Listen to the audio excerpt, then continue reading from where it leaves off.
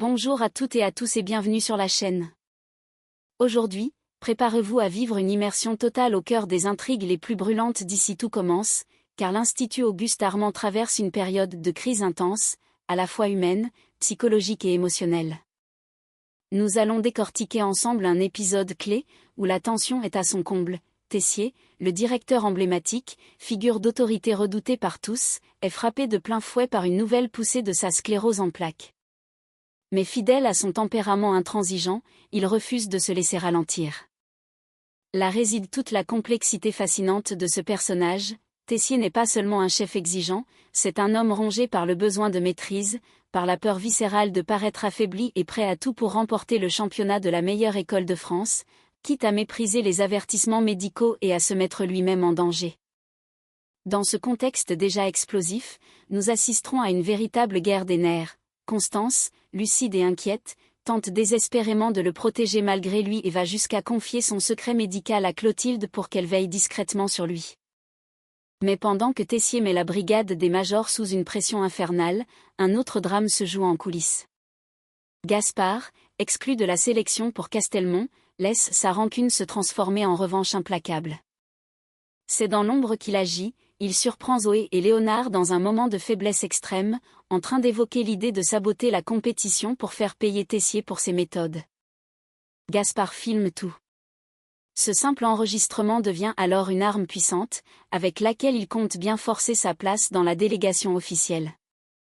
Aujourd'hui, je vous propose non seulement de revivre ces événements clés mais aussi d'analyser en profondeur les nuances psychologiques qui traversent cette intrigue, l'orgueil tragique de Tessier, la peur de l'échec, la fatigue extrême des élèves, la manipulation de Gaspard, tout un cocktail d'émotions et de tensions, qui montre à quel point cette série s'est mêlée drames humains et enjeux narratifs palpitants. Alors installez-vous confortablement, on plonge ensemble dans cet épisode haletant qui risque de faire basculer l'avenir de l'Institut. C'est parti. Le lendemain du malaise inquiétant qui a terrassé Emmanuel Tessier en pleine préparation du championnat, la tension reste palpable à l'Institut Auguste Armand. Après cet épisode qui a profondément ébranlé Constance, Tessier accepte finalement de recevoir la visite de son médecin. Celui-ci, après un examen attentif, ne laisse aucune place au doute. La sclérose en plaques dont souffre le directeur de l'Institut est en train de progresser et la récente poussée inflammatoire est une alerte sérieuse. Sans détour, le médecin lui recommande fermement de ralentir immédiatement le rythme, faute de quoi les conséquences pourraient être graves, tant pour sa santé physique que neurologique. Mais dès que le médecin quitte la pièce, Emmanuel, fidèle à sa personnalité obstinée et perfectionniste, refuse de se plier à cette recommandation.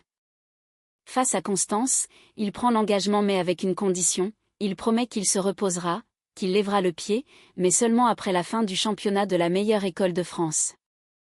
Pour lui, ce défi représente bien plus qu'une simple compétition, c'est une question de prestige, d'honneur, et il est déterminé à défendre l'image de l'Institut jusqu'au bout, quels qu'en soient les risques pour sa propre santé. Constance, quant à elle, se sent totalement impuissante. Dépitée, elle réalise qu'elle se heurte à un mur. Malgré ses appels à la raison, Emmanuel reste sourd à ses inquiétudes et semble prêt à sacrifier sa santé pour décrocher une victoire. Elle mesure le danger immense qu'il court en persistant à ignorer ses limites physiques, d'autant que cette nouvelle poussée de la maladie n'est qu'un avant-goût des complications à venir s'il ne prend pas soin de lui. Face à cet entêtement et consciente qu'elle ne pourra pas le protéger seule, Constance prend une décision difficile mais nécessaire. Elle comprend qu'il faut absolument impliquer d'autres personnes de confiance pour surveiller Emmanuel et tenter de préserver ce qui peut l'être. C'est ainsi qu'elle décide de briser le secret médical qu'elle avait jusque-là soigneusement gardé. Elle convoque discrètement Rose et Clotilde, dans un moment empreint d'émotion, leur révèle enfin la vérité, Emmanuel est gravement malade. Sa sclérose en plaques le fragilise bien plus qu'il ne veut bien l'admettre et il refuse obstinément de ralentir malgré les recommandations médicales. Cette confession est un choc pour Clotilde, qui mesure immédiatement la gravité de la situation. Désormais, Rose et Clotilde se retrouvent investies d'une mission délicate, épauler Constance et veiller sur Tessier pendant cette période cruciale, notamment lors du séjour à Castelmont, où l'épuisement physique et mental pourrait s'avérer fatal pour Emmanuel s'il continue à se dépasser au mépris de sa santé. Consciente des risques que fait courir Emmanuel à sa santé fragile, Constance prend une décision importante. Avant le départ pour Castelmont, elle confie à Clotilde une mission discrète mais cruciale. Elle lui demande de veiller attentivement sur son mari durant toute la durée du championnat, car elle redoute que son obstination et son perfectionnisme le poussent à franchir des limites dangereuses. Profondément inquiète, Constance ne peut plus compter uniquement sur ses propres mises en garde, elle a besoin d'alliés pour protéger Emmanuel contre lui-même. Clotilde, touchée par la gravité de la demande et pleinement consciente de l'urgence de la situation, accepte sans hésiter. Dès leur arrivée à Castelmont, elle passe rapidement à l'action. Alors que Tessier entraîne les élèves dans des sessions de travail intensives, sans relâche, Clotilde choisit de l'affronter avec calme mais fermeté. Lorsqu'elle lui demande explicitement de lever un peu le pied et de ménager les élèves, Tessier comprend aussitôt ce qui se cache derrière cette intervention, il réalise que Constance lui a parlé de sa maladie. Cette prise de conscience l'agace, mais il n'en montre rien ouvertement, préférant se concentrer sur ses objectifs. Pendant ce temps, en cuisine, la tension est à son comble. La brigade des majors, que Tessier pousse à bout, montre des signes évidents d'épuisement. Solal, en particulier, vacille, son visage blême, ses gestes maladroits et sa respiration courte trahissent un état de fatigue extrême. Il est littéralement au bord du malaise, et l'atmosphère dans la brigade est pesante. Tous les élèves, accablés par la cadence imposée par Tessier, sont à bout de force, physiquement et moralement. Loin de cette effervescence, à la ferme où se trouvent Angèle et Colline, un tout autre climat règne, celui de la frustration et de l'amertume. Gaspard et Carla, exclus de l'équipe des majors, ruminent leur déception. Leur rêve de représenter fièrement l'Institut Auguste-Armand au prestigieux championnat de Castelmont s'est brisé, et ils se sentent mis à l'écart, dévalorisés. Cette exclusion alimente leur rancune et nourrit des tensions qui ne tarderont pas à avoir des répercussions sur la suite des événements. Dans cette ambiance lourde où fatigue physique, préoccupation médicale et ressentiment se mêlent, l'enjeu du championnat dépasse désormais la simple compétition culinaire. Entre la santé fragile de Tessier, l'épuisement inquiétant de ses élèves et la frustration grandissante de Carla et Gaspard, la situation devient de plus en plus explosive et annonce des développements sous haute tension. Dans la suite des événements à l'Institut Auguste-Armand, la tension atteint son paroxysme. Gaspard, profondément frustré de ne pas avoir été sélectionné parmi les majors pour représenter l'Institut au prestigieux championnat de Castelmont, laisse mûrir en lui un sentiment de rancune tenace. Animé par un désir de revanche et prêt à tout pour obtenir sa place, il élabore un plan sournois. Déterminé à forcer son destin, il retourne discrètement à l'Institut. Dans les cuisines, la situation est critique, Zoé et Léonard, éreintés par des jours d'entraînement intensifs, n'en peuvent plus. Sous la pression constante de Tessier, ils sont à bout de nerfs et de force, rongés par l'épuisement physique et psychologique. Dans un moment de découragement extrême, ils laissent éclater leur amertume. Convaincus que Tessier est allé trop loin et qu'il les traite sans considération, ils envisagent une riposte radicale, saboter volontairement le concours pour faire honte à leur directeur, lui prouver que ses méthodes tyranniques ne sont ni efficaces ni acceptables. Mais ce moment de faiblesse ne se déroule pas à huis clos.